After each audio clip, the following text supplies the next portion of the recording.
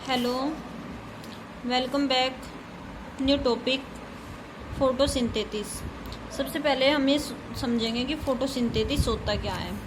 Photosynthesis एक process है जो प्लांट्स के लिए भोजन तैयार करने का एक माध्यम है। यानी ये एक प्रोसेस है फोटोसिंथेसिस जो ओनली प्लांट्स में ही मिलती है हमें, और इससे प्लांट्स अपना भोजन तैयार करते हैं।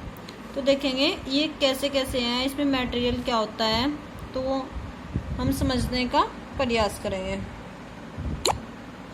कार्बन डाइऑक्साइड और वाटर जब सनलाइट व क्लोरोफिल क्या है, अब ये देखेंगे। सबसे पहले प्लांट में पाए जाने वाला हरे रंग का एक मटेरियल होता है जिसको हम क्लोरोफिल कहते हैं, की प्रेजेंस में कार्बोहाइड्रेट और ऑक्सीजन बनाते हैं। यह प्रोसेस फोटोसिंथेसिस कहलाती है। यानी जो प्लांट है कार्बन डाइऑक्साइड और वाटर को मिलाकर कार्बन डाइऑक्साइड और वाटर जब सनलाइट और क्लोरोफिल की प्रेजेंस में जो कार्बोहाइड्रेट और ऑक्सीजन बनाते हैं, तो इस प्रोसेस को हम फोटोसिंथेसिस कहते हैं। आया समझ? तो लीव्स जो है प्लांट की फूड फैक्ट्री होती है। ये नॉर्मली क्वेश्चन पूछ लिया जाता है कि प्लांट्स में फूड फैक्ट्री क्या है, तो लीव्स जो है प्लांट्स की फूड फैक्ट्री होती है। अब देखेंगे कि लीव्स में वाटर एंड मिनरल्स कैसे पहुंचता है। वाटर एंड मिनरल्स सॉइल में प्रेजेंट होते हैं। मिट्टी में नॉर्मली पानी भी और मटेरियल भी प्रेजेंट होते हैं।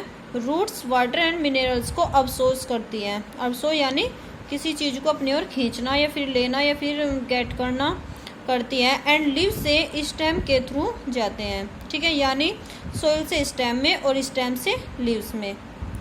समझे?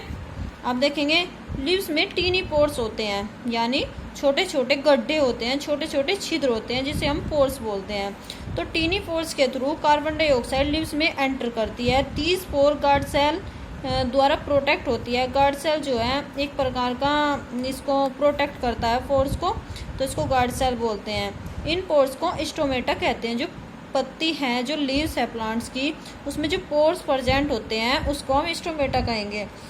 क्या कहेंगे? स्टोमेटा। यानी लीव्स में स्टोमेटा के थ्रू कार्बन डाइऑक्साइड एंटर करती है। नेक्स्ट देखेंगे जो ये है, at last we know now chlorophyll, sunlight, carbon dioxide and water photosynthesis के लिए जरूरी एलिमेंट होते हैं। यानी क्लोरोफिल भी जरूरी है, सनलाइट, कार्बन डाइऑक्साइड और वाटर, अगर ये चारों चीज़ प्रेजेंट है तो तभी फोटोसिंथेसिस की प्रोसेस हो पाएगी। This process can be represented at equation. तो जो ये प्रोसेस है फोटोसिंथेसिस की, इसको हम इस इक्वेशन के थ्रू भी समझ सकते हैं। यानी carbon dioxide plus water, carbon dioxide और वाटर होना चाहिए, और सनलाइट और क्लोरोफिल हमने अभी समझाया है क्या होता है। ये प्लांट में पाए जाने वाला हरे रंग का एक मटेरियल होता है। ठीक है, तो इन दोनों की प्रेजेंस में जब कार्बन डाइऑक्साइड और वाटर आपस में रिएक्शन करते हैं तो कार्बोहाइड्रेट और ऑक्सीजन बनती है। ठीक है, ऑक्सीजन बनती है।